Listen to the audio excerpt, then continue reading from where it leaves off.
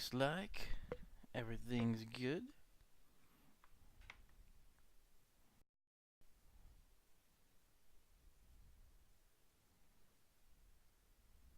We got the recording.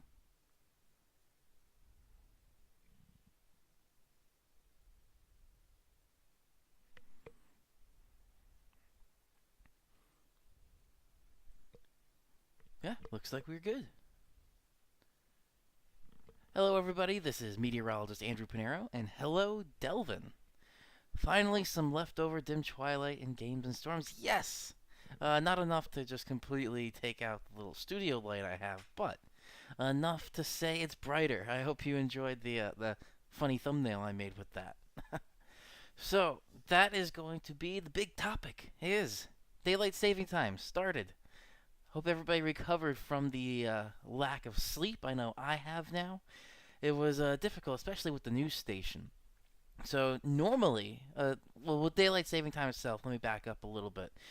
At 2 a.m., Saturday night into Sunday, so 2 a.m. on Sunday, that's when the clocks change. All the automatic clocks. So 2 a.m., as soon as it goes from 1:59 to 2, it just immediately skips 2 and goes straight to 3. So 1:59 a.m., 3 a.m.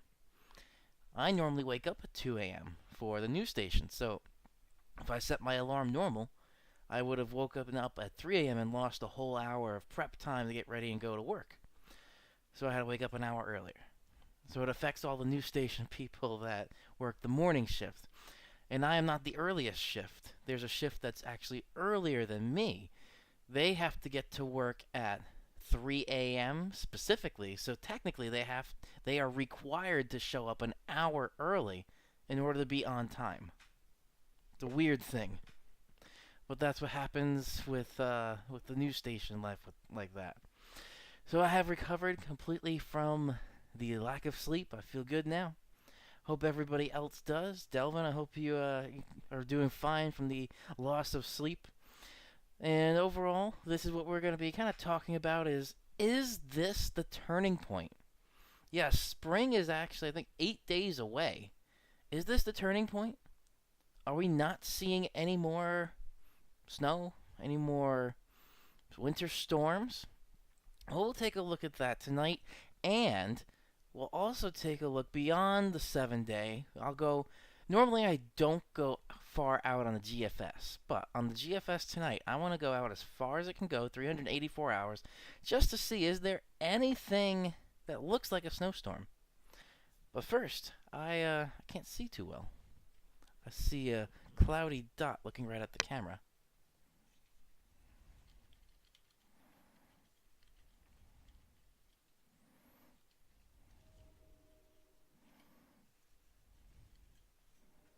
Let's see how that is. Ah, that is better. Take care of that. Number 2 to take care of. I guess it'll become a little regular thing. A lot of there's other live streams. Like there's another one I watch with gaming. They have some beers every week, so maybe I'll do that. We'll have a nice beer. Maybe not as much last week. It's not Mardi Gras. Let's see if I can pour it properly.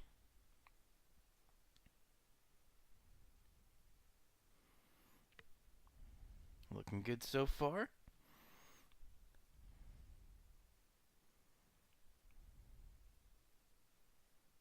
I know everybody says you want to have about an inch of the foam head on top of the beer. Maybe a tiny bit more than that.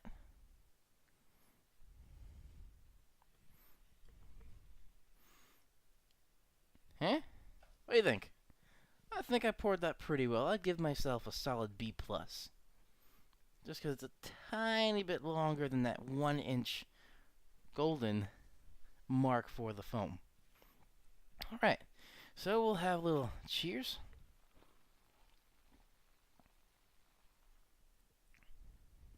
And we'll get started. So let me pull up a couple things here first.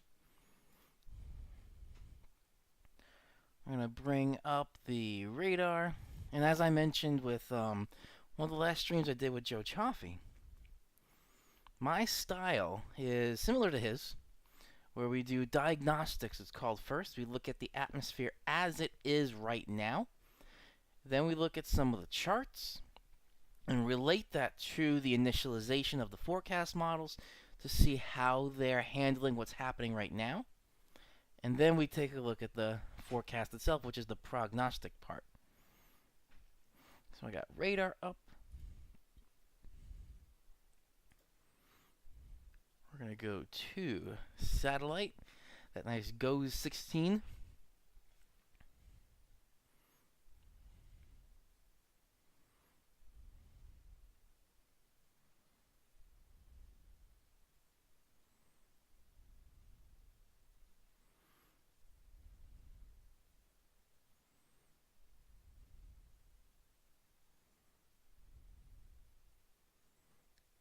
Just making sure everything looks good. YouTube says a bad stream. OBS doesn't. I believe OBS. And with OBS specifically, I have learned a couple of neat tricks here. So it's a little bit of a mental game for me where I know right now I'm on the full screen. I can see that. And then I mapped a hotkey on the keyboard to just switch, which is really cool. Alright, let me minimize that. We're going to bring up... Why didn't that go?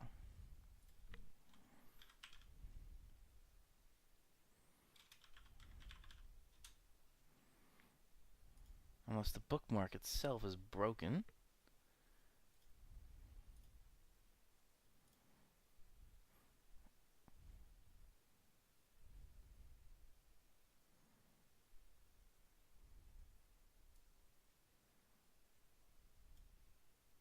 Alright. Satellite. And we'll start with those two for now. And I'm going to try this hotkey. I'm not going to check anything. Theoretically, that should have just transitioned. I'm not sure if it's because it's open, but I'm going to watch the stream here. Ooh, maybe I could just pop this up in the bottom. Nope, it didn't do it. Oh, it did. Good. Alright, that's good. Also, I learned how to, at the bottom left of the screen, I learned how to shrink the view because the webcam was 16 by 9, and I learned how to shrink it down a little bit. Alright, so let's start here with taking a look out here. We have nothing really for almost all of the East Coast, maybe a little bit in Florida. Then we have some rain, it looks like, for the most part. I'm not sure about the northern part, but we'll look at that in the forecast models as well. And then going more west, not a lot of stuff's happening. But we're going to watch this system here that is over the Four Corners region, or more so going into Texas. But this may be the next weather system heading into the northeast.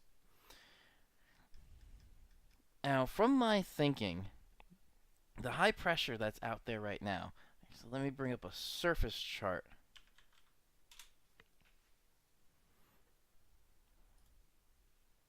So here's a surface chart. And here, pretty strong high pressure system.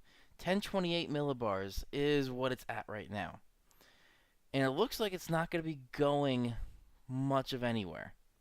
So if it doesn't go anywhere going into tomorrow, that high pressure system, anything you see on the radar here, this is going to scoot up and over the high pressure system, kind of out of our area. But we'll get to that when we get to the forecast models. So that is kind of my thinking with that high pressure, and especially this system here, that kind of messy system over the Four Corners, that may not scoot up and over the high pressure, but may follow right behind the high pressure, giving us maybe just a rainstorm, but it will also possibly be bringing us the warmest temperatures of 2019 so far. So we have the surface chart. Let's take a look at some of the satellite. Now, I always like to start just by visible. Let me put this in motion. There was a couple of frames at the end that just go completely black, but you can see that completely clear sky throughout all of today. That's a pretty strong high pressure. And if we see the motion here from this system over the four corners, it's funneling moisture in from the south. And as that continues, if that continues pretty much due east, that'll start pulling moisture in from the Gulf of Mexico. It's also kind of interesting to see in the Gulf of Mexico these multiple cloud layers where you have some moving westward and some moving eastward. So that is what's happening, what looks like with the clouds. Also, you can see snow. All this, what looks like cloud that's not moving, is just snow. That's in the Colorado area. And now we're going to switch to the nighttime microphysics, because even the part that is dark, with this nighttime microphysics, this is visible satellite at night. This is something really cool. And all the yellow clouds, once they start turning yellow, that's past night. So that's in the nighttime. But it's not, it's losing frames. These last few there, it just loses them. And that jumps. It's a very unnatural looking jump.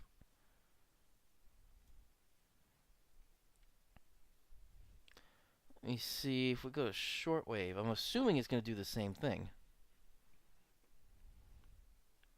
Wow, that's quite interesting. It's doing that same unnatural jump.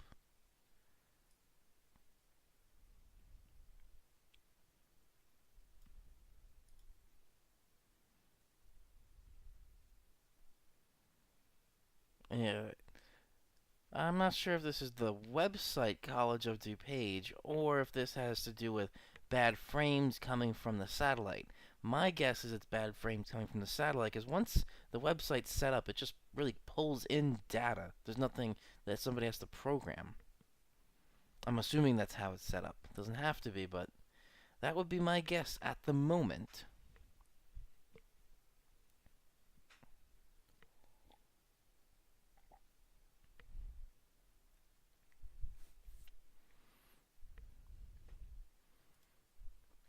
So now we're going to start pulling up some of these forecast models, and we're going to compare the initial frame, how it initialized, to what's actually happening out there right now. That's flickering. I'm going to take that off the screen.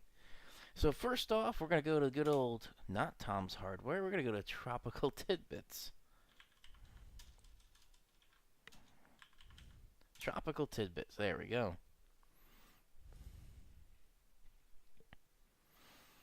I'll wait for that to come in. So I have the GFS. Let me pull up the icon.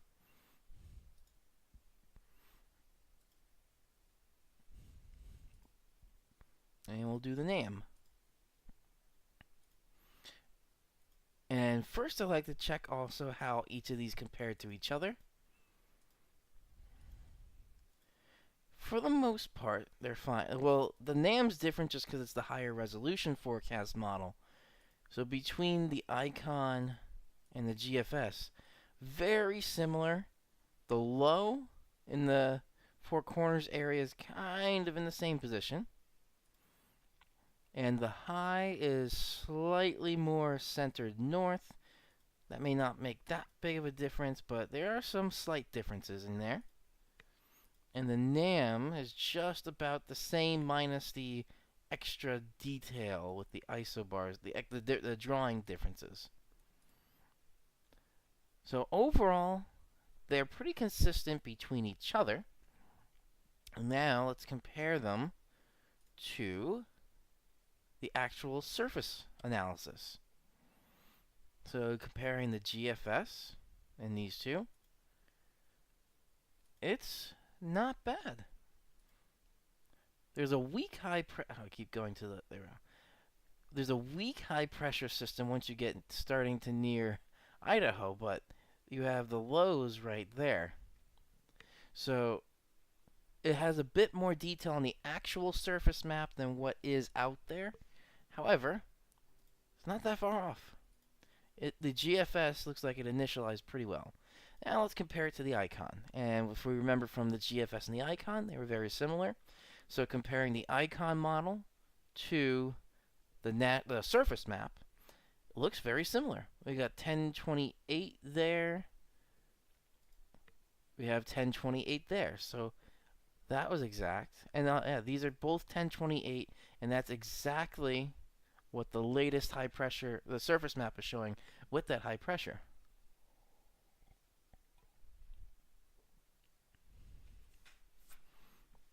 So it doesn't look too bad. And then the NAM, what was that saying? 1028 as well. So they're all initializing pretty consistently. I like. Alright, so now that we know that the models are initializing pretty well, we're going to start to take a look at the models itself. We're going to start big, then go small, and at the very end of the forecast part of the stream, we're going to look at the GFS long range. So if we start looking at the GFS here, we're going to drag this over, and this is kind of what I was thinking before. As long as that high pressure is in place, most of that precipitation scoots north.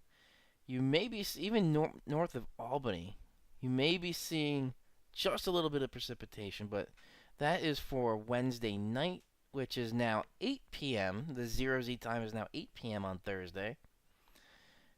So, or Wednesday, sorry. So that's 8 p.m. for 0Z, and that's showing still pretty clear. And then, overnight Wednesday into Thursday, this is now 2 a.m.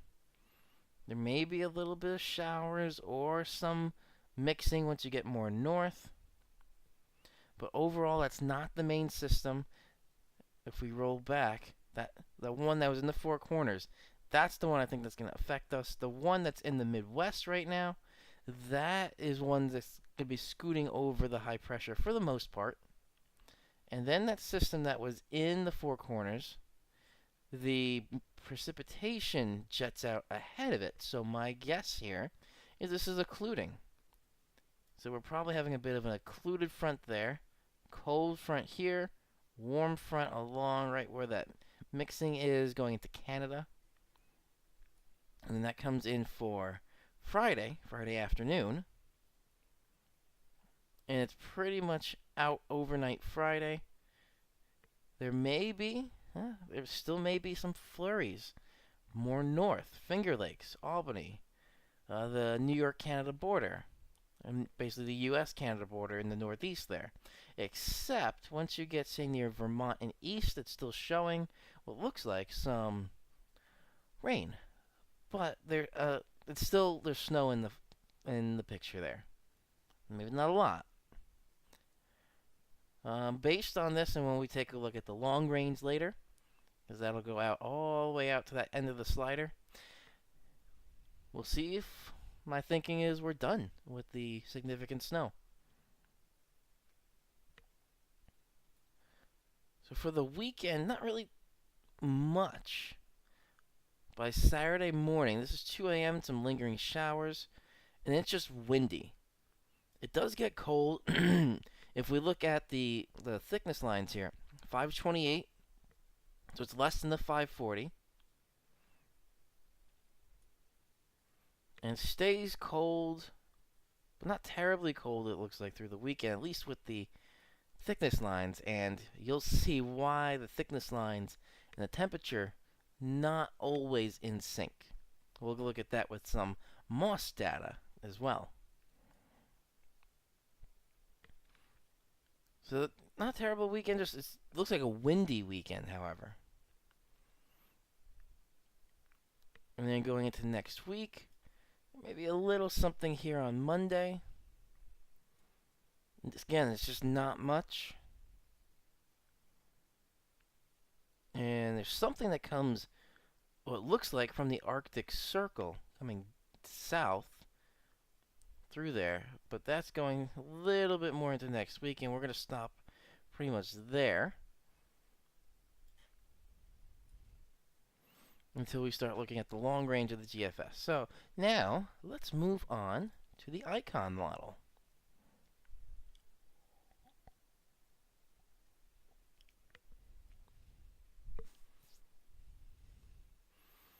So with the icon, it initialized very well. This is a bit warmer than the GFS, where it's not really showing any mixing for that early Thursday morning. So this is now, what is it? That's 11 p.m. Wednesday, actually, still.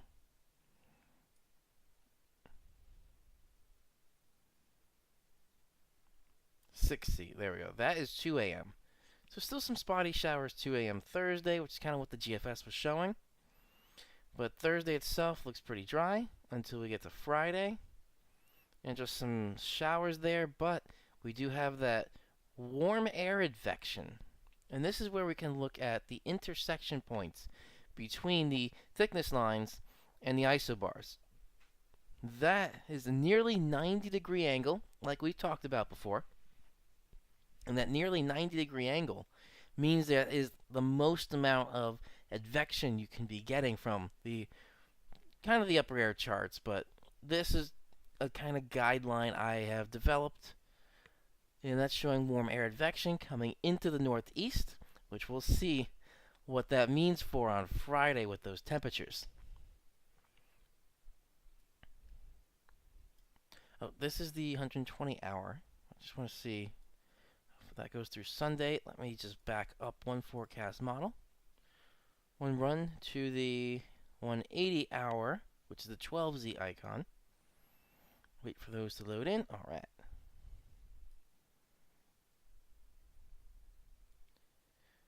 So for Friday, yeah, just some scattered showers, warm air advection. Then behind that, Saturday itself looks dry. Sunday looks dry, but windy, for at least for Saturday. Starts to get a bit better on Sunday. Now again, it's showing that 540 line very far south, starting to get into North Carolina. But I don't think it's going to be as cold as this is implying here. And that's going through Monday. And as far out as that goes, it's Tuesday night, which another high pressure comes in. So we may be dealing with the exact same situation a week from today, which is pretty nice weather, pretty calm weather. That's the icon. The NAM just doesn't go out as far, so we'll take it as far out as it goes. So again, it's showing that precipitation pretty much scoots over, and it's a little bit colder than the icon, as all of this was rain, where it's showing some sleet and snow. But that's more north. Really, there's no precipitation coming into the tri-state region. Maybe dips a little bit, but still, Connecticut, Massachusetts, Delvin, I don't think you're going to have anything out of that first system that was from the Midwest coming over the high pressure in to our area. But the second system, this is kind of where once it leaves the Four Corners and heads into the Midwest a little bit. I'm pretty sure that's occluded right there. And then we have little occluded front, cold front, warm front kind of through there.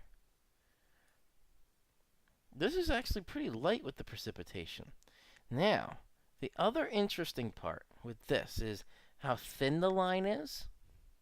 So, I'm going to check one other source. SPC, the Storm Prediction Center. I want to see, they don't have anything out for Friday. Predictability too low to say anything for certain. However, there may be a very, very low chance of some thunderstorms coming through the East Coast.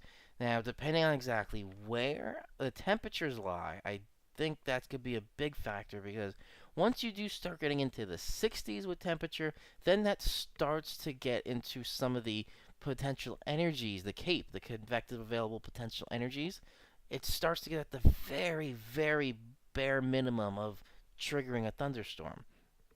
Outside of something like a nor'easter or a blizzard that has thunder snow. And the NAM really goes only as far out as Friday night at 8 p.m., which it still looks like it's going to be raining. And now I'm going to rewind these, and we're going to take a very closer look, or just a closer look at the northeast. So rewind that. We're going to switch to northeast.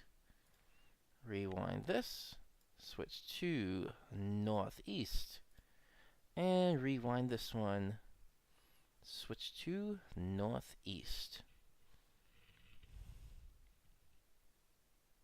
Ah, yes, I actually get the notifications. Delvin, I don't know if you have the app from Joe Chaffee, but I get the notifications whenever he posts something or he goes live. Nope, my phone's not connecting. I've been having phone connection, internet issues all day today. But I think this is fine. Let me check this. Let's see. I mean, the stream rate, the bit rate went down a little bit. But still, I think it's fine. What's YouTube saying? It still says good as of 7:33.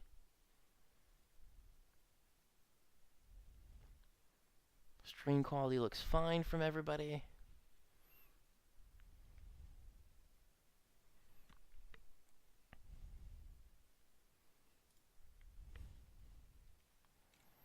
So that all looks good.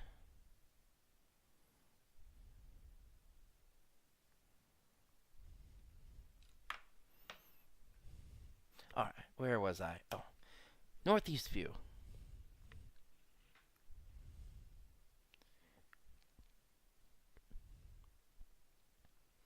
Thank you, Delvin. I see the sunsets are getting later. I like that. 6:47 for Boston, and I think it's 6:57 for Newark, I believe it was, or right around New York City. Well, we can actually find out. Let me see. Sunset Newark. 7. There we go, Delvin. So, Newark, New Jersey, sunset is 7 p.m. It's only going to get later after this. Summer is slowly coming. Alright, so GFS. So here we got the closer look. We have the high pressure in place. This is showing the precipitation making its way a bit more south. Like this is showing Jersey. The other two didn't show it as far south. And a little bit of mixing happening. Because, let's see. This is also where you kind of weird with the 540 line, which is right about there. Which is more technically north of all this area that's showing mixing. And then our next system, pretty thin there. Actually, I want to see, does this have Cape?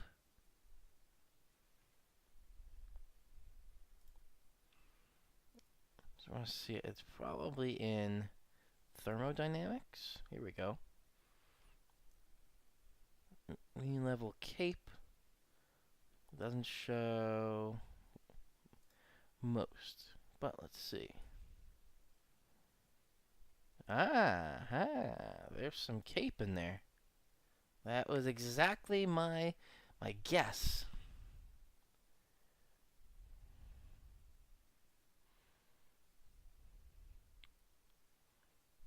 Thank you, Delvin. So, yeah, I was just trying to find the New York City area, but yeah, it's all getting right around that 7 o'clock time frame, or 6 o'clock hour to near 7. And I can't wait for the summer nights where the sun sets like 8:30.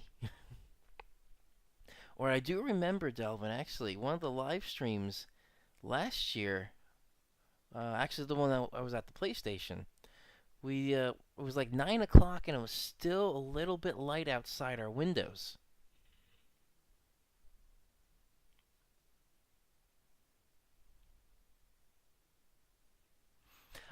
So Delvin, that's probably why when I just Google searched it real quick, it rounded 6:59 and 57 seconds to just 7 o'clock. But thank you for the exact time.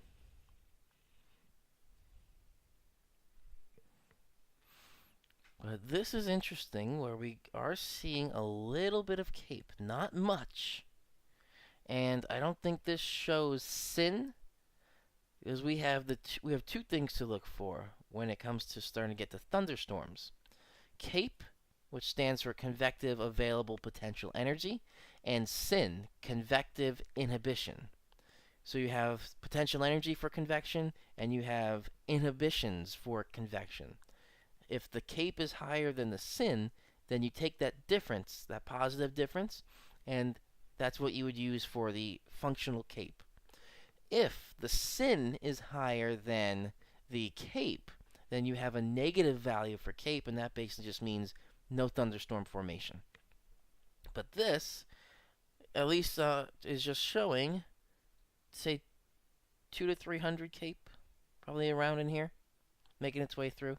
So again, very, very low chance of a thunderstorm, but it's there. Can't rule it out completely.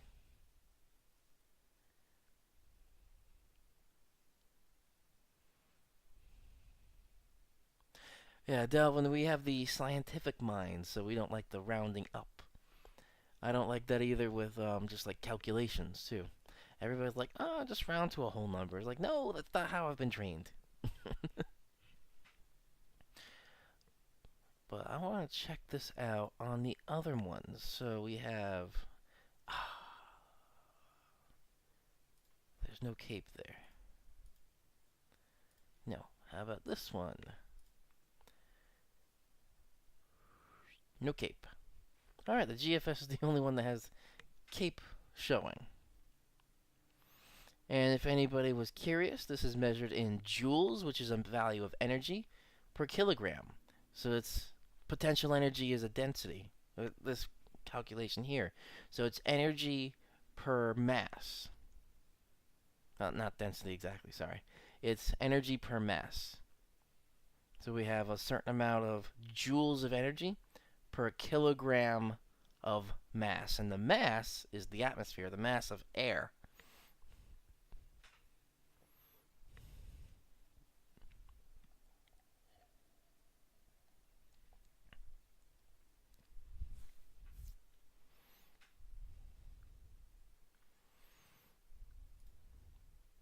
But at least it's showing something for there. And then, yeah, the rest is just nothing here until... Ooh, we're not going to go that far just yet.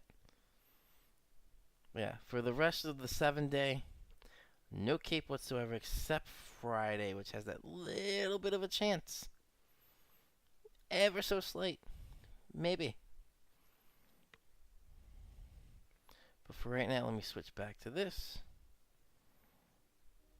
And that's showing, yeah, that Friday. So there may be a slight chance.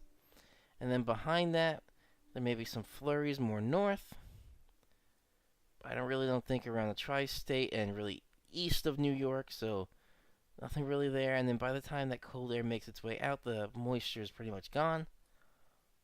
It's still windy for Saturday, going into Sunday then. Not as windy as the pressure gradient decreases. Monday may show another little system there. Again, still not looking like a lot. And then going into Tuesday and Wednesday, just another high pressure comes in.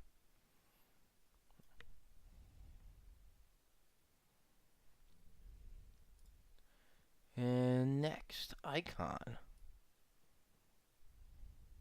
All right.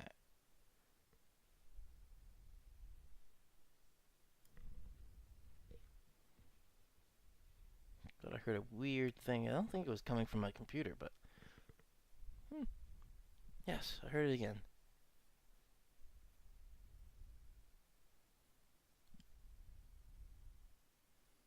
It's not coming from the computer. No idea what it is. It's something outside, maybe? Because I know we have, like, foxes. And actually, we have rabbits all year round.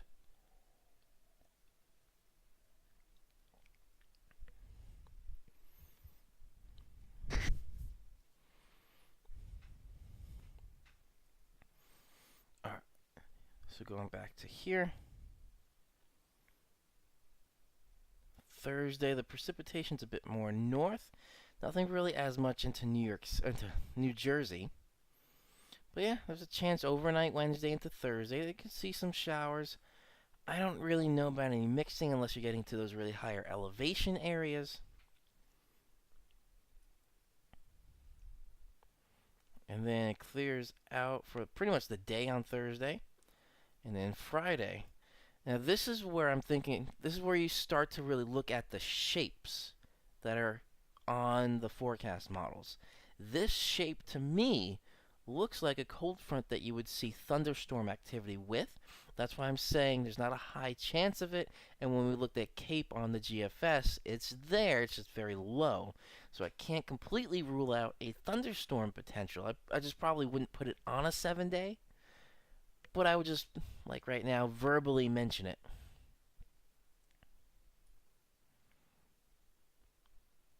And then Saturday really doesn't show anything besides very far north into New York State, right around the Great Lakes area.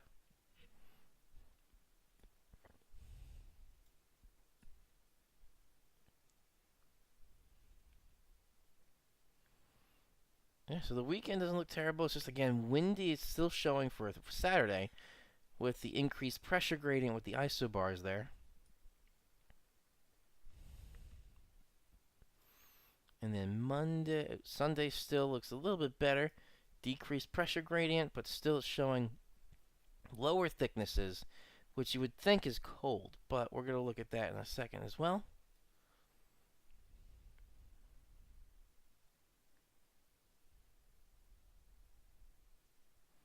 Monday still doesn't show that high of a pressure gradient. But then going into Tuesday, still looks good. And the last one, NAM, is just really through the weekend. It shows that system kind of scooting up north of the high. So this one's more north, doesn't really show much of anything. It's still showing that little bit of a shower chance overnight Wednesday into Thursday into Jersey, but that's really about it. And now this is where I wanted to take a look, right there. So that's 8 p.m. Friday.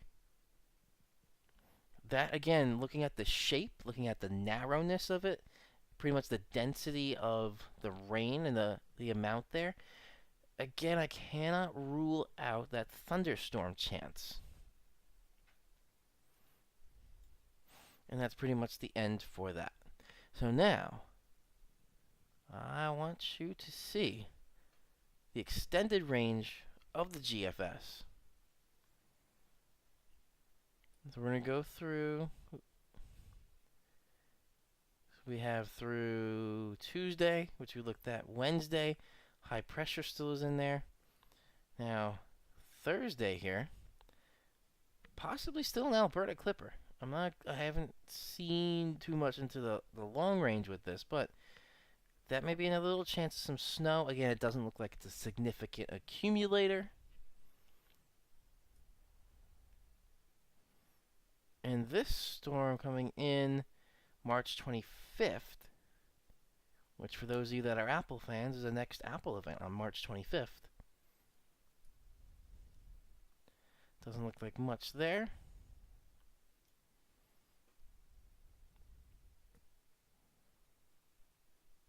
And then just rain.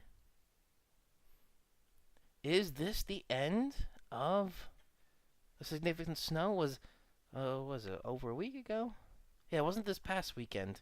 It was maybe 10 days ago. Was that the last of the significant accumulations or the just accumulating snow?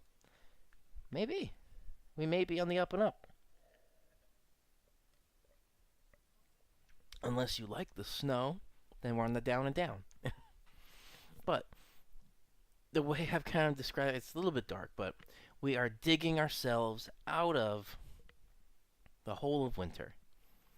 I love the snow. We really didn't have like big snowstorms. We had too many last year.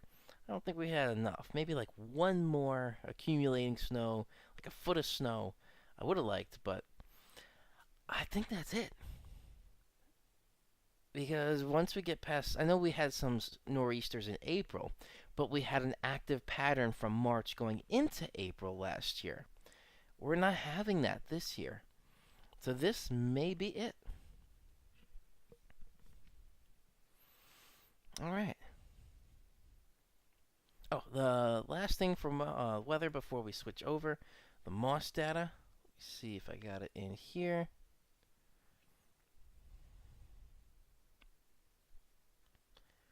Do I? I do not. I'll have to make that bookmark later.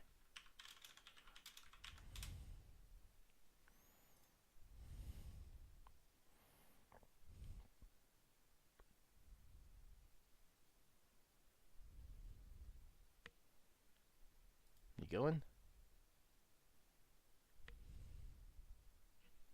Come on. There we go. So we're going to go to New Jersey. Let's bring up Newark.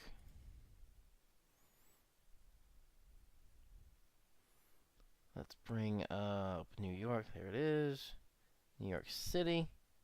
Islip. Newburgh. We'll go into White Plains. There we go. You got Islip? Yeah, I got Islip. And let's get some of this MOS data, which is the text output from the forecast models. So upper 40s, low 50s for tomorrow, which tomorrow's going to be a pretty nice day. Kind of seasonal, and that's kind of the temperatures we would expect. But what I want to show you is for the weekend. So the second number here, when we have these NX, that's high lows, 48, 57, 32, 47, all above freezing. Yet on these forecast models, going back to here, like for Saturday, it's showing the 540 line just south of the area, which you would think is the freezing point, but no. This is where in the springtime and the fall time it gets difficult to kind of line up the 540 line with the temperature line. So that's kind of what we're going to expect. We may be on this, this up and up, getting into spring.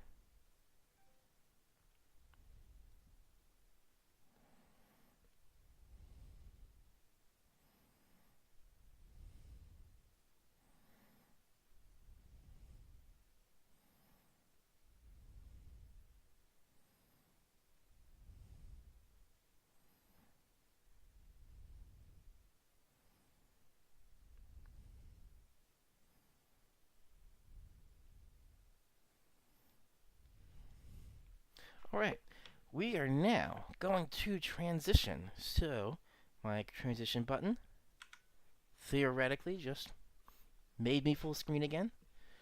So let's get this out. We're going to close these tabs. I'm hoping right here on the stream. Good. All right. Now there's a delay from what I'm seeing, but that transition button works. Great. I'm learning OBS. All right. Let me open up the graphics card manager. Now it's interesting because of all this. It looks like actually it's not that hot of air coming out of the gaming computer. The GPU is sitting at 55 Celsius with the fans off. This heatsink that's on there is beefy and it's really good. And the fans really don't spin up. That may be what I'm hearing. Are these fans kicking on just a little bit? Because I see that it goes from like 0 to 1%, 230 RPM, 0. Yeah, so that may be what I'm hearing. But for the gaming, usually what I like to do is just set it to 7, link these and set them both to, both fans on the GPU to 70%, which you really still don't hear a lot.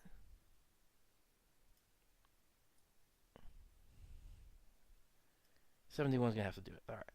And we're going to apply that. you hear the fans kick up to max and then drop back down. And now I am immediately seeing the temperature that was sitting at 50. Actually, let me show you here. So the temperature was at 55 Celsius, and look at this drop just from turning the fans on like that. And let me show you the hardware monitor. Look at that. So this was sitting at that 55 Celsius, and then as soon as I kicked on the fan, it took a little bit, and then it just really started dropping like a rock, and then stabilized right around that 47. And now it's dropping a bit more again. So it went from that 47, and another little drop down, and that's kind of where it's going to stay, which is fine. Because then gaming, it goes from the 40s to the 60s and the 70s, which is hot. But that's kind of what the GPU is designed to take. Temperatures in up to about 80 degrees Celsius. Above there, then you start getting into a little bit of dropping of the GPU core. And I think above 86 Celsius, where is it? 83. One of those two, you start getting thermal throttling. But I don't get that because I tuned it up pretty well. Alright. I like having this dedicated switch button. So I have that running. You fire up and log in.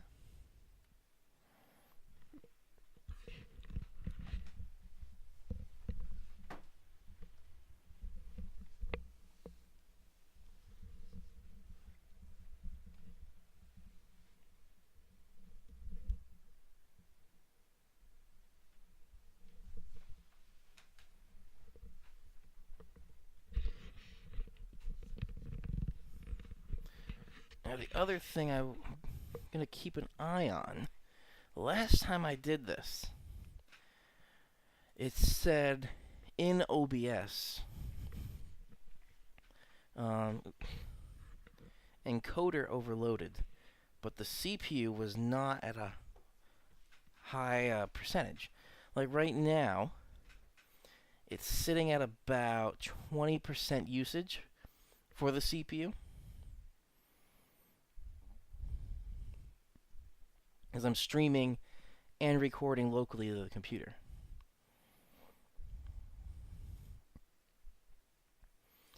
Alright. Let us fire up Anthem.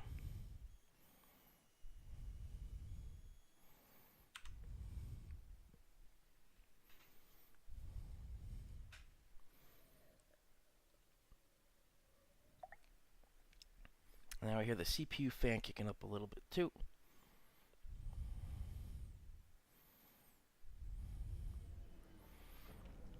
The game's been doing this ever since its last update. It stays windowed and then goes full screen once I start interacting with it.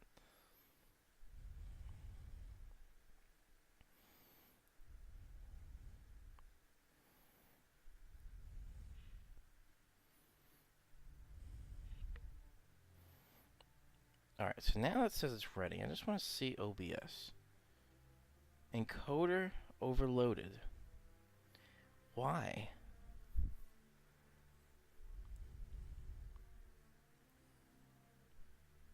We're using a faster encoding preset.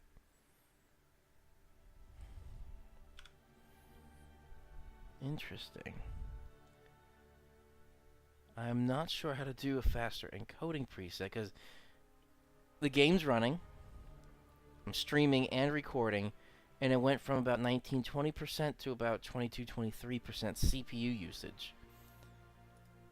There's probably not much I can do while it's streaming. Streaming, okay.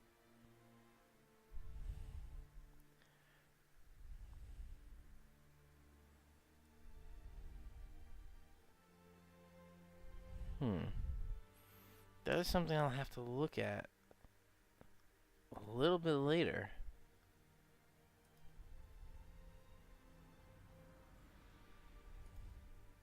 Because right now that message of encoder overloaded just disappeared. Alright. We'll get back to this.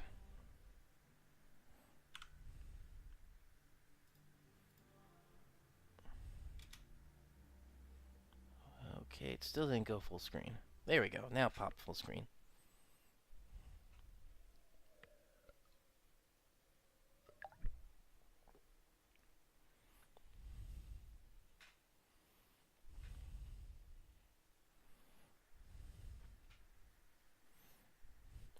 Cheers, everybody.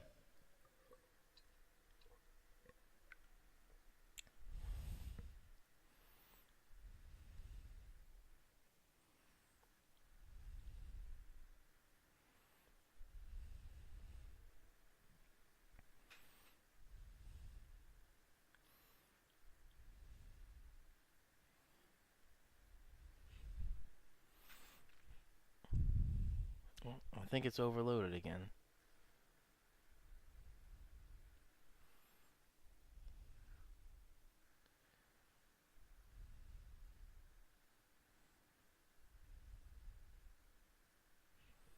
Let's see. Encoder overloaded.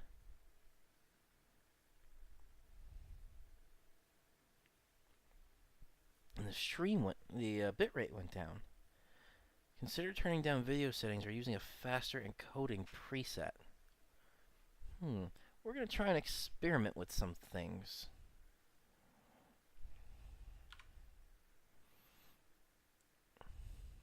I'm going to try and look up encoding presets.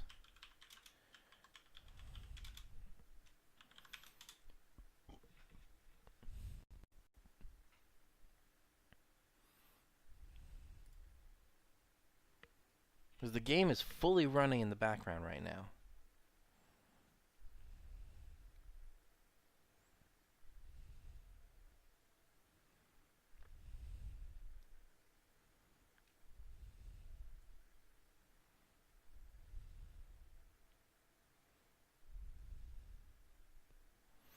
So this is the difference I'm actually looking up right on OBS's website.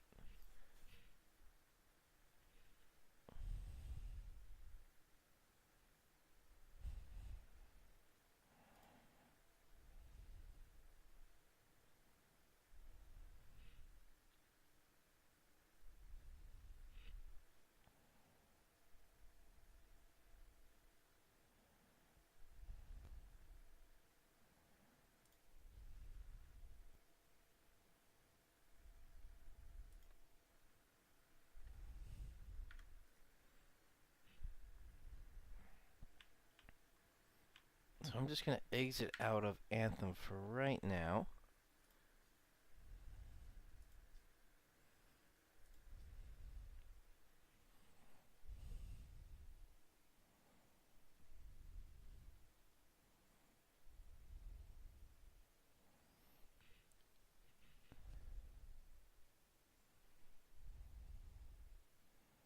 Still says overloaded. Now the game's completely off.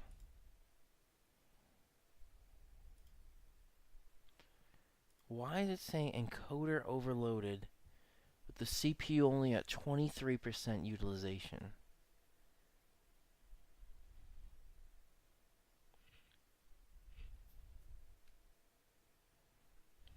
Let's see.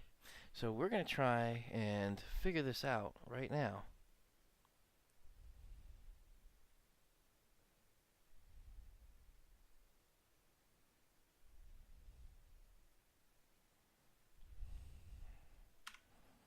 Alright. So this is right on OBS's website. Obviously, encoding video is a very CPU-intensive operation, and OBS is no exception. Downscale your output resolution. Choose your X264 preset.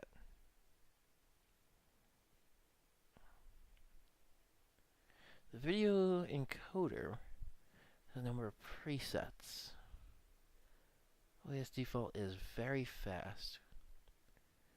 CPU and video quality. Okay.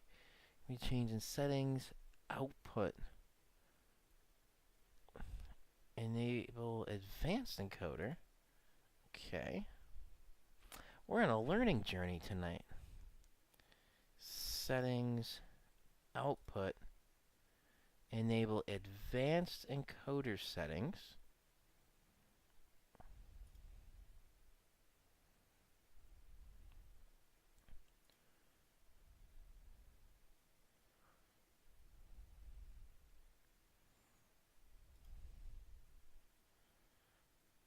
Hardware or software.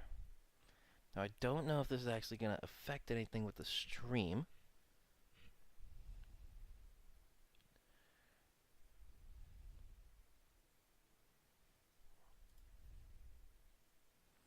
So I switched it to N64. Very fast as that. Okay. I switched it.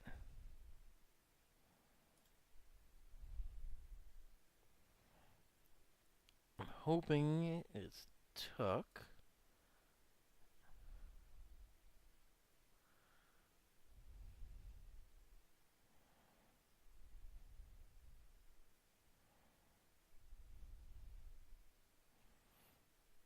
That I may have to switch as well. Oh, maybe that's why, because these were both on hardware. So the recording that I'm doing locally to the drive is 1.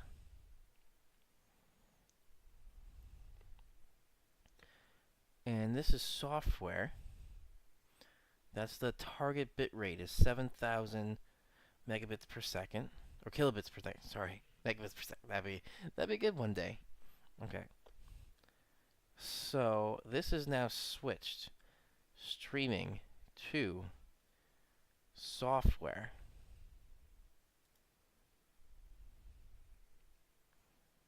I'll leave that the same. And the very fast. That's what it was saying.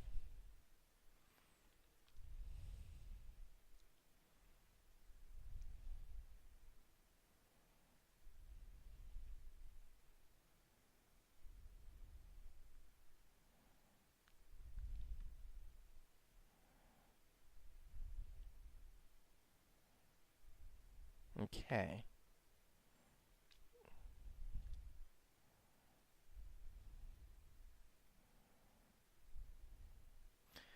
The preset named faster can use twice the amount of CPU as very fast. Okay. So, let's see if that will work. It says it applied. Let's try.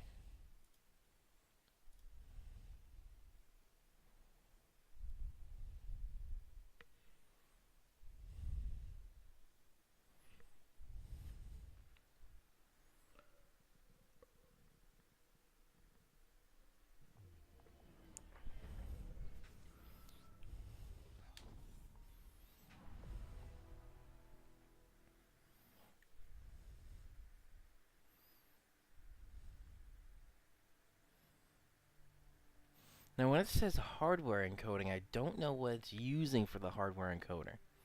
I'm not sure if it's using the GPU, the CPU.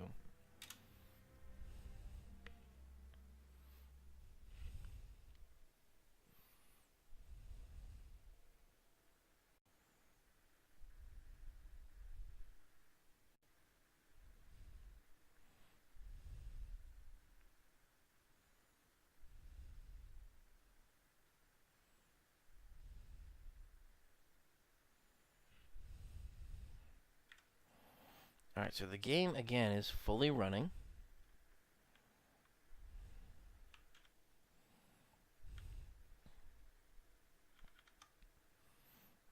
Encoding overloaded.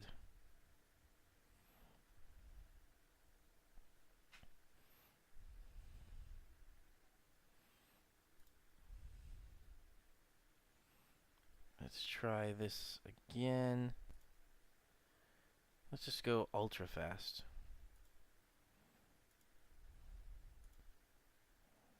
Let's see if that does anything.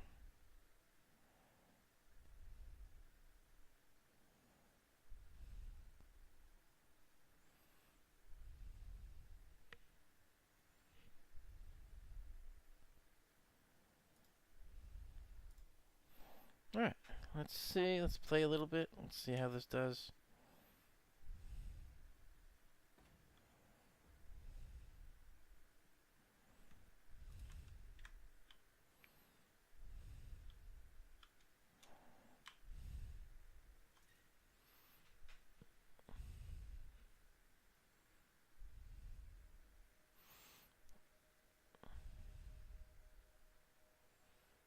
Let's see, the live stream I'm seeing right now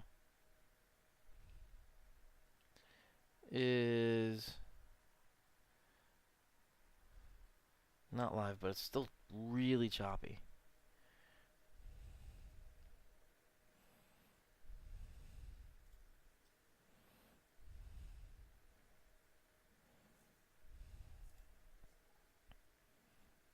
Alright, also I'm going to try at the very end.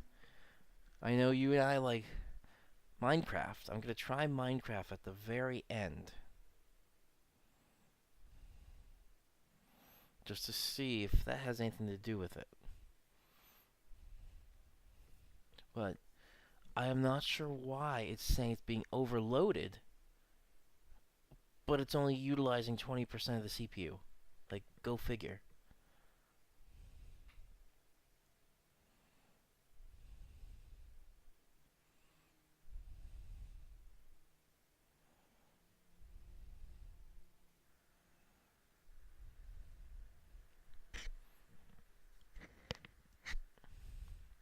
Sorry if I hit the mic there.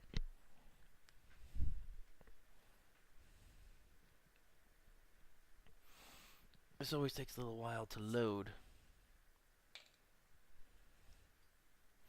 without doing anything else.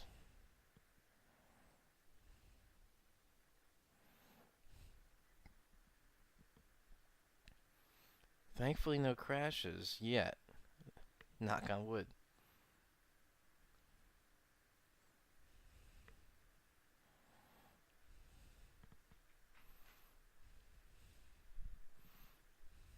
Okay. So I'm fully in a game. Let's see what OBS is saying. It's still saying encoding overloaded.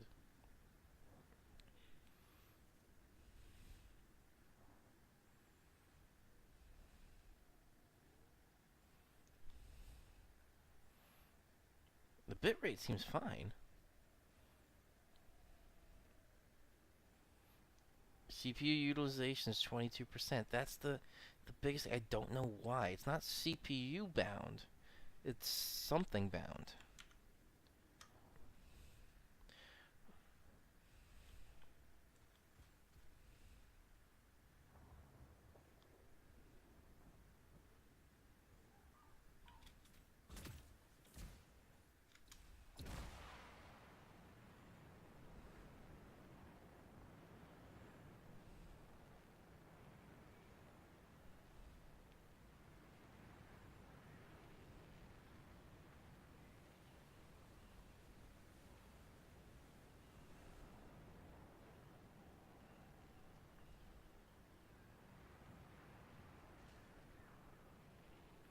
Now this game gives you an interesting perspective to flying.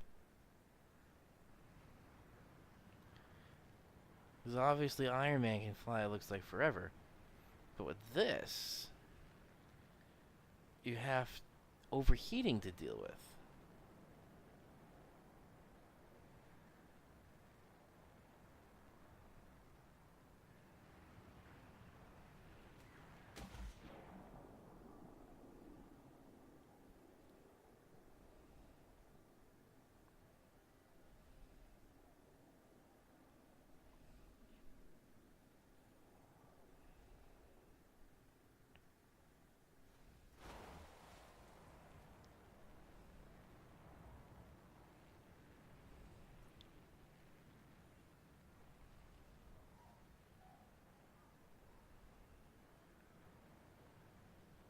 I don't want to deal with these guys.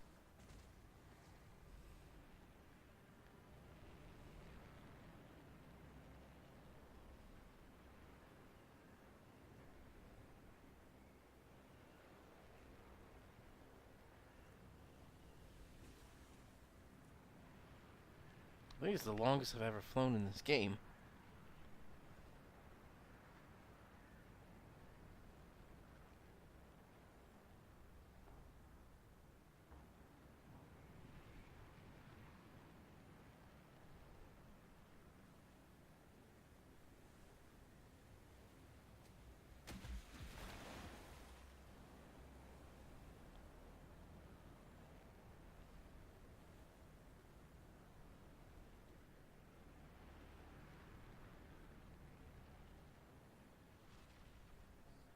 So, the tomb of the tactician is supposed to be around here somewhere, according to Princess Sim. You might want to find it for Faye and her master plan. So, Delvin, how are you doing tonight? You found it! The tomb of Karif, the tactician.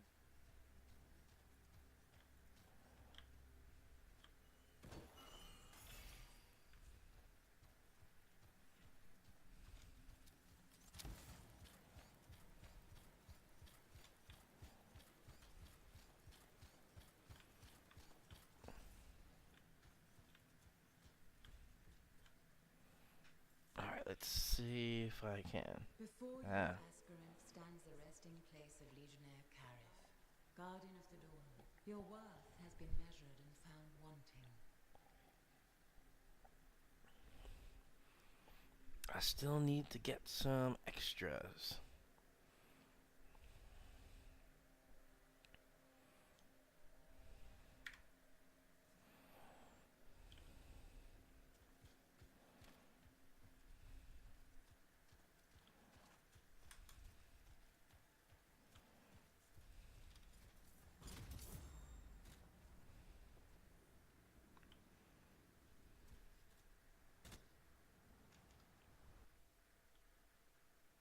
Ooh, I don't know where I went.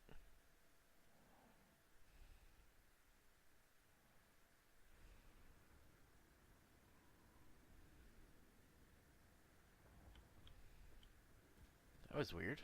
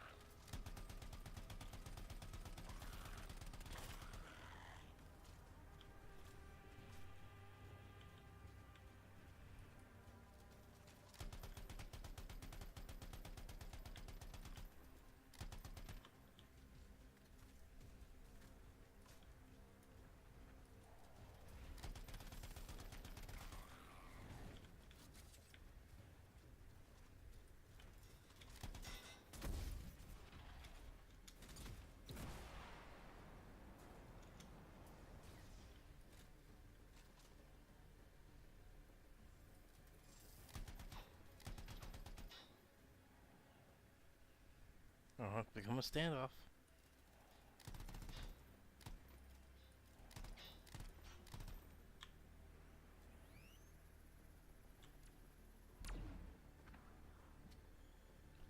That was funny.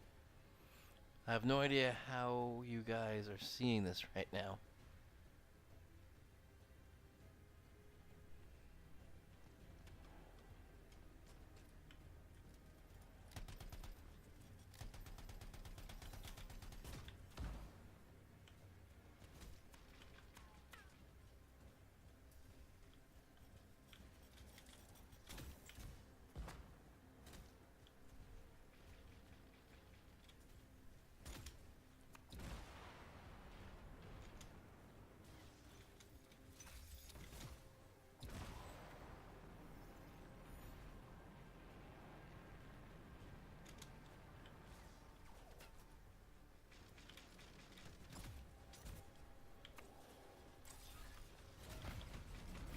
Oh, there's two of these guys.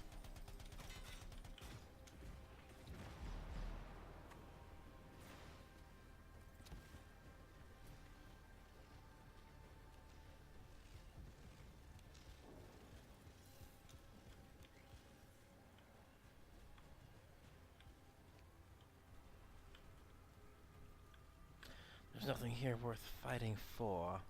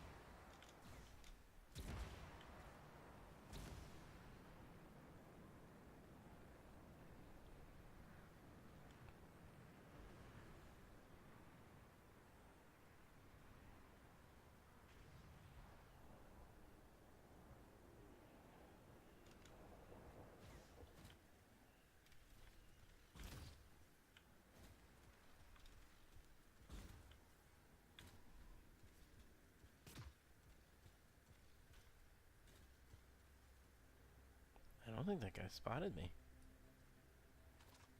Ooh, that one did.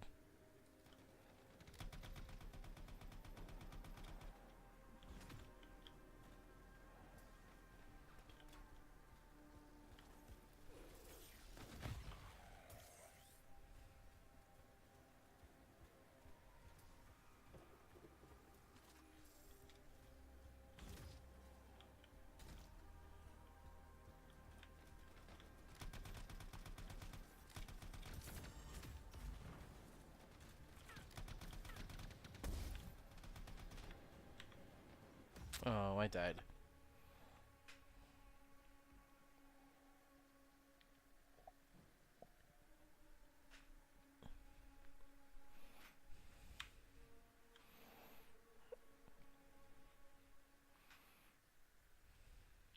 Okay.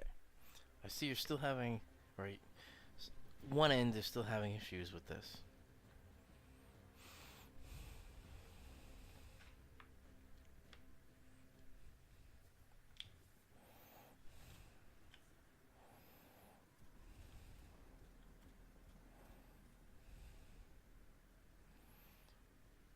Alright. I should be relatively safe here. Let me just go back to OBS.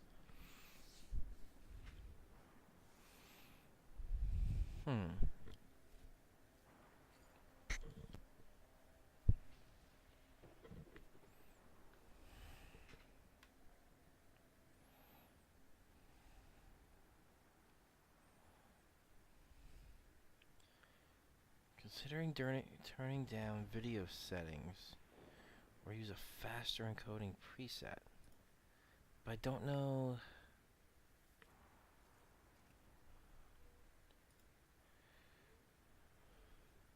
I'm not sure what it's going to look like after I change this, but I want to see. Yeah, Yeah, I can't turn that down while I'm streaming.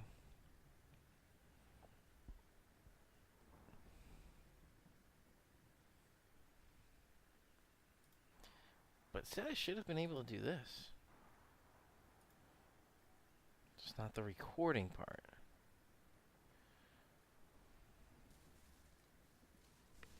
Ooh, something's going on in the game. What happened here? Things are on fire. Where'd that come from?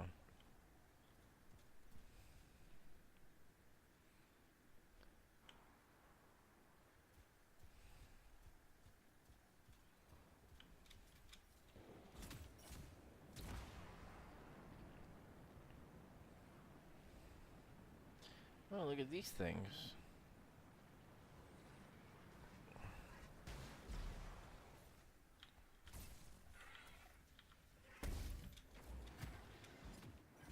That was weird.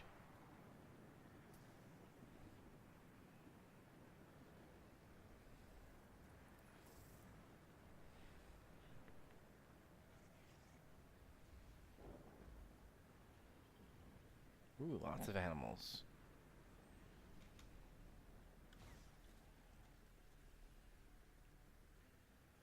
I actually don't know the name of the planet that this is supposed to be on. The heck was that?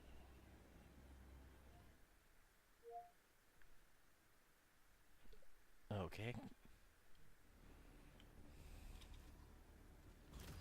Was that Cortana that triggered?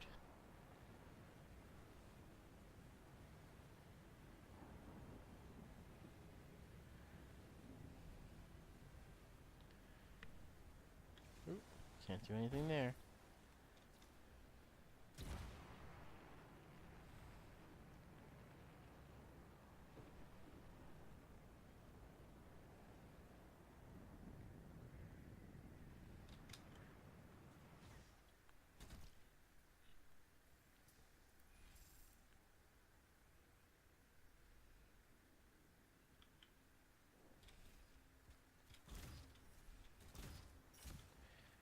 Okay, now I'm supposed to be finding tombs. Ooh, what was that? That tree moved. That was lightning. Can we actually be struck by lightning? Oh, can't go up there.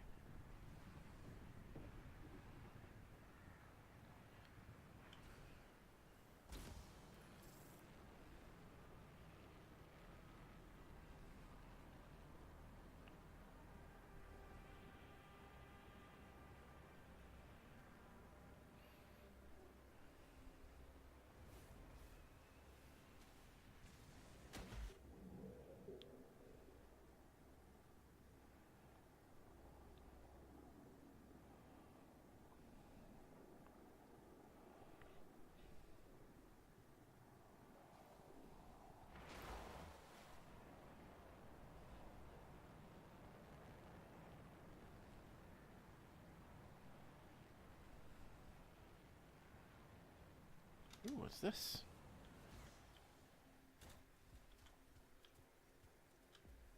Ooh, got something here. Hidden messages.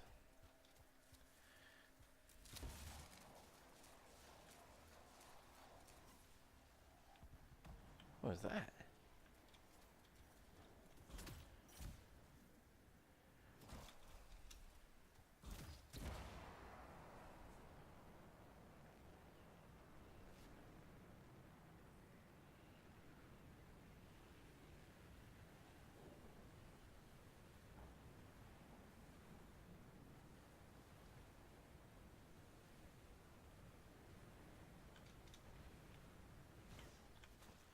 Always gotta do the harvesting.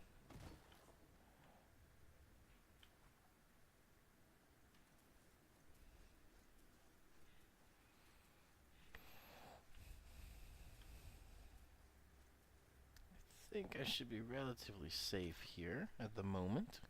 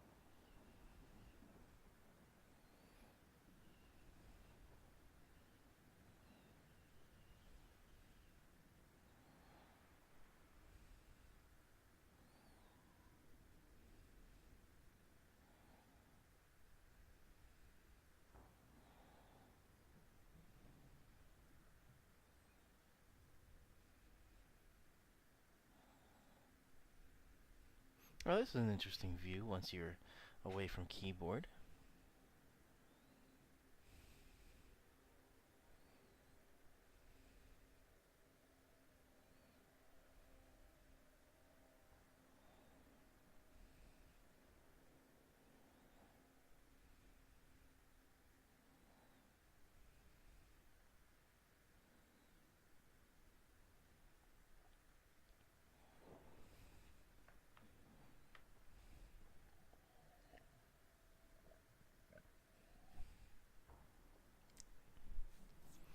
All right.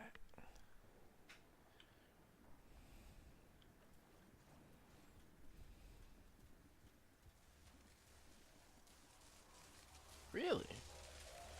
What was that? Can I stand? Oh, is that lightning? That seems weird.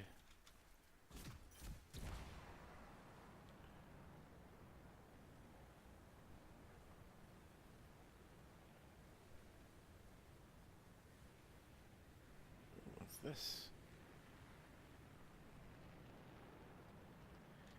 Oh, I think I gotta go the other way.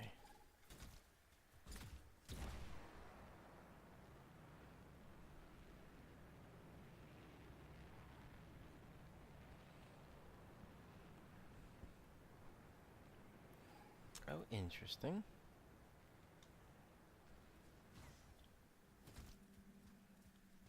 What are we doing? Your eyes open. Be careful, freelancer.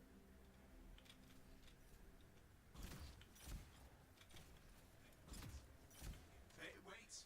You're getting too far away.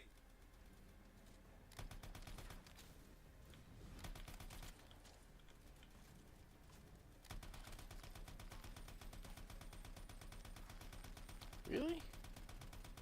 These things take a lot. We're nearly ready. Just a bit longer.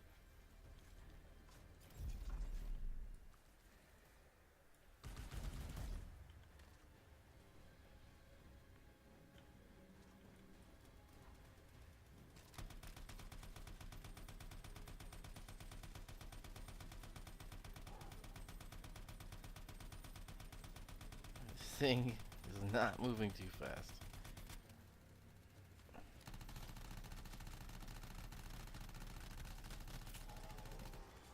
So now you can just mop up the remaining brutes and be done.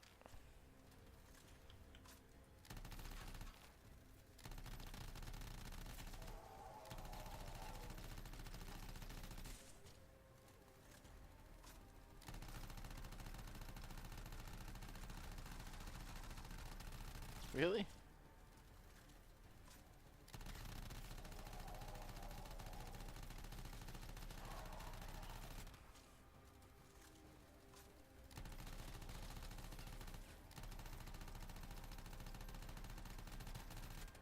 I need some ammo.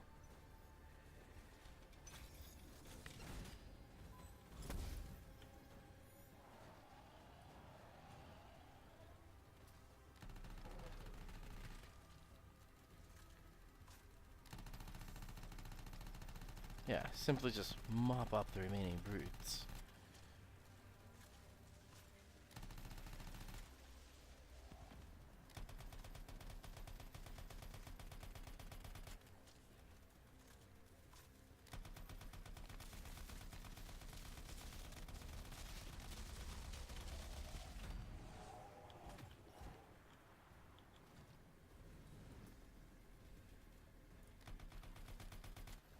Why are you up here?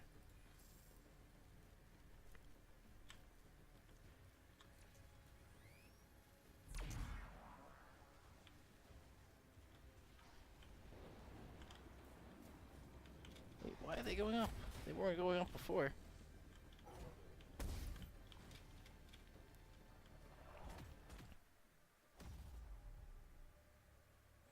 Oh.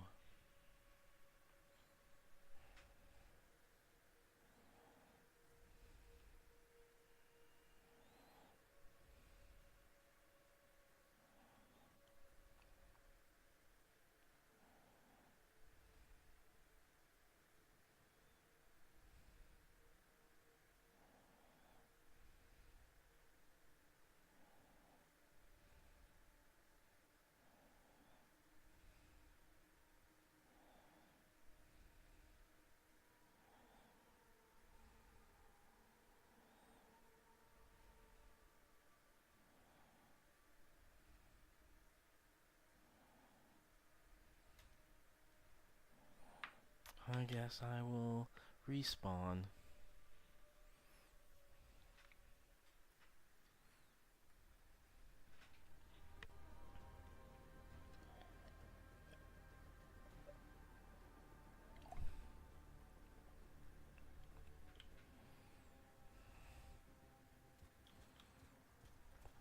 Where was I before?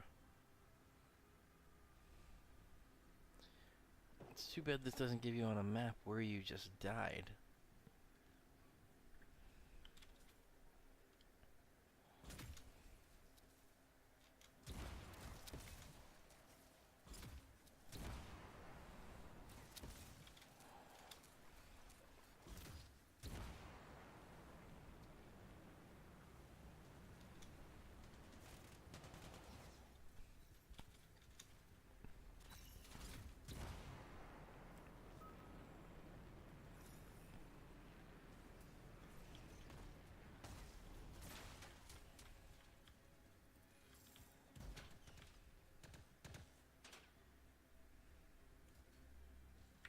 I think I'm dying. Come on, out of the area. That was close.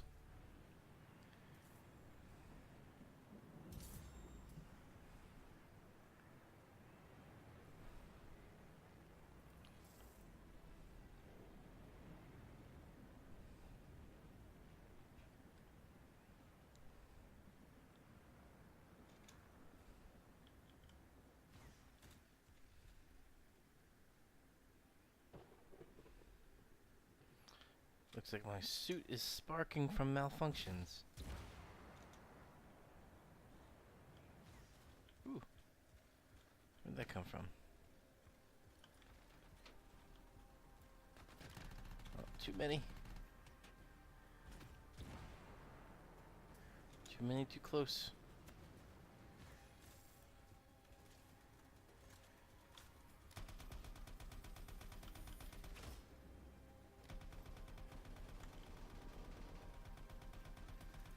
Alright.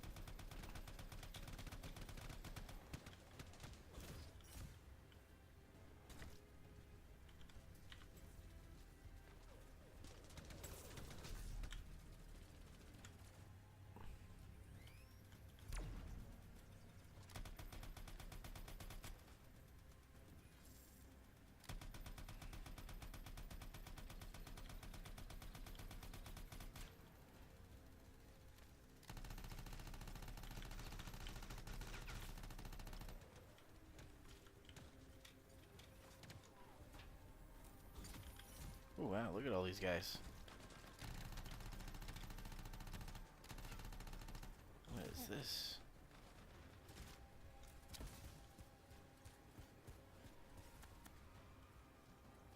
Is that where they're spawning from?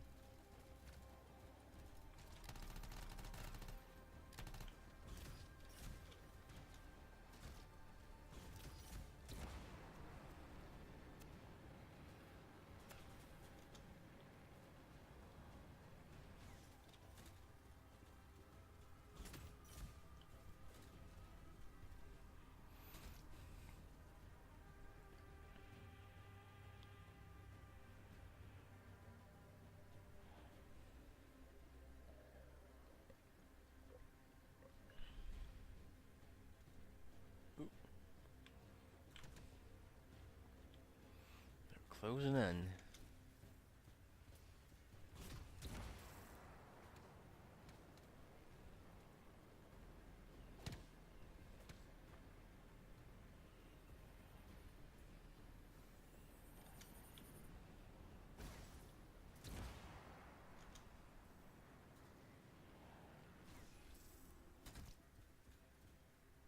What is this?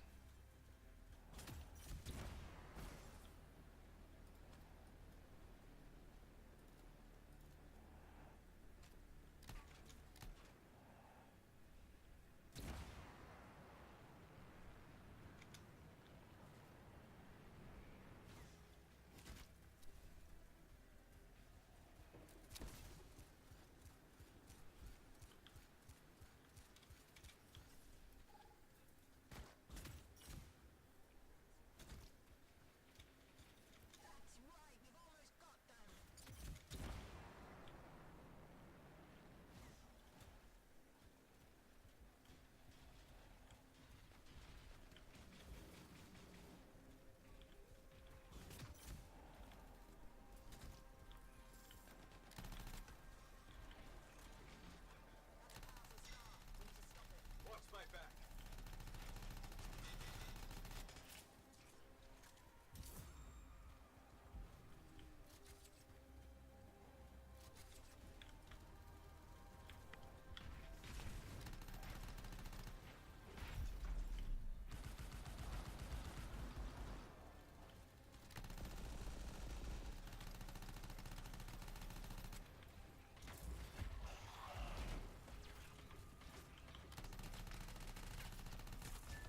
The scars are down the leader.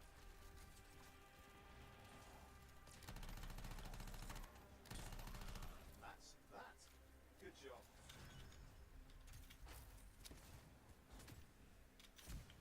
You had my back, thanks. Anytime.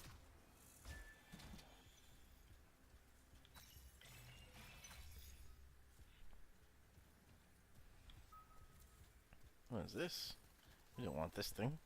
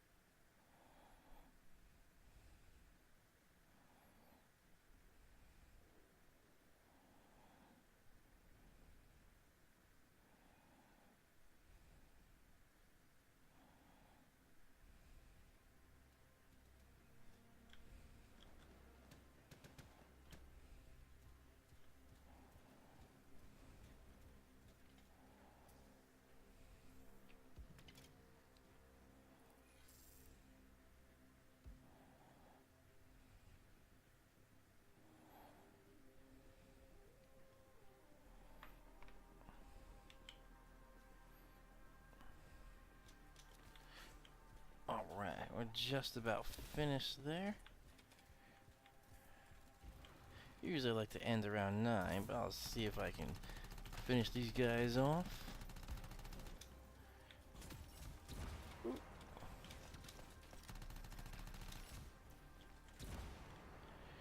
Let's see, that's available. Ooh.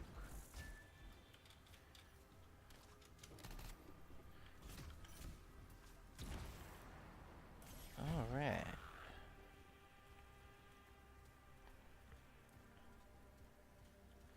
What is this down here? Oh, there's more of these guys.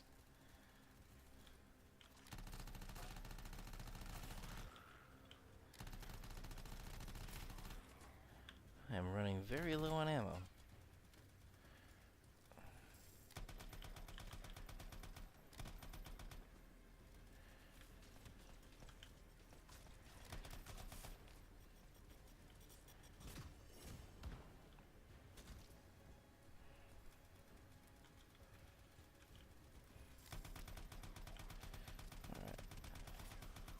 I think I'll call it here. Ooh, there's something under here. Hold on.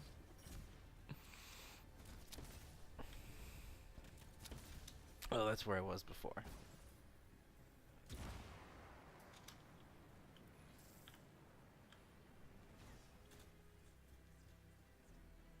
Before you, Aspirant, stands the resting place of Legionnaire Carif, Guardian of the Dawn. Your worth has been measured and found wanting. Alright, I will end this here.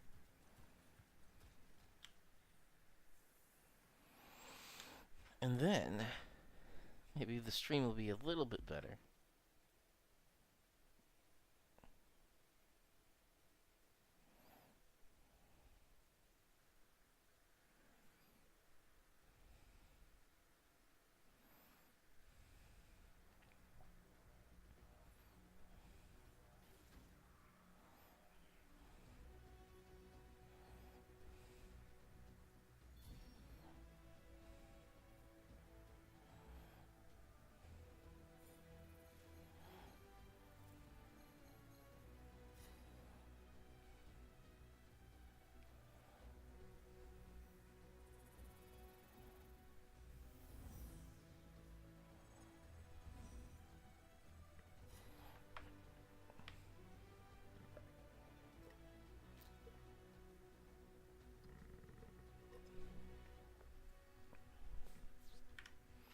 Let's see what goodies I got. Some new weapons, some new powers.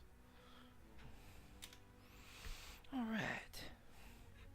I gotta figure out this encoding thing, though.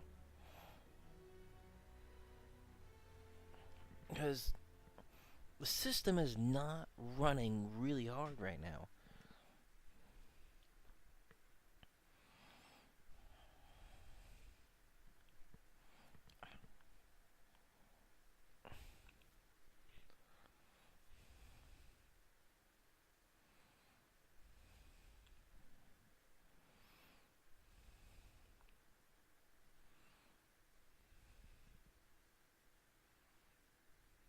Ooh, I can even see the lights are not doing well. Alright, let me end this.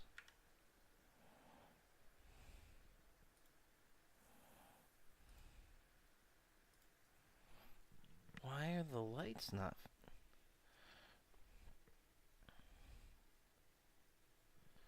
That is weird. Alright.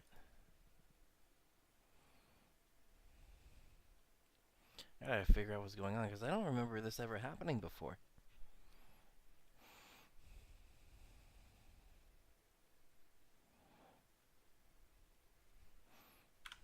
Alright, so, to wrap up this stream, overall, my impression is I think we are done with the, essentially winter. There may be a little bit of snow here and there throughout the next week, but really beyond the next 7 days, I don't think we're going to have much more snow. And then by that point, it's April. As I mentioned, last year we had nor'easter after nor'easter going from March into April. March was in like a lamb and out like a lion. This time, March is in like a lion and kind of out like a lamb. Saying kind of holds true for this situation, but yeah, I really think going into April, there's not going to be much more snow in the Northeast, and then we're just on the warming trend after that. So we're pretty much done with winter. Still going to be chilly and cold at times, but that looks like it. So we do have some rain coming through on Friday again. There's an ever so slight chance of a thunderstorm. Small, but it's there. I can't completely rule it out. Going into the weekend, doesn't look bad. Looks for the most part dry. Saturday may be windy, it looks like. A little bit less wind on Sunday. And then Monday, there's no little burst of some light snow out there. If there is any kind of accumulation, I would think it's nothing more than a couple inches. I don't really see that significant accumulations for the next couple of weeks in the long-range forecast. All right. So we actually made it, even though it was choppy with the game running, it didn't crash the system completely this time, so it was one continuous stream. So I apologize for the choppiness in the middle there, but I'll see if I can work on that and figure out why it's saying the CPU is not maxed out at all. Again, CPU was using 25% CPU usage at most, yet it's saying encoder overloaded. I don't know why. This is still kind of new to me, so I'm figuring that out. I'll have that hopefully figured out for you guys by next week. This is meteorologist Andrew Pinero. Have a great rest of your night, and I will see you all in the next video.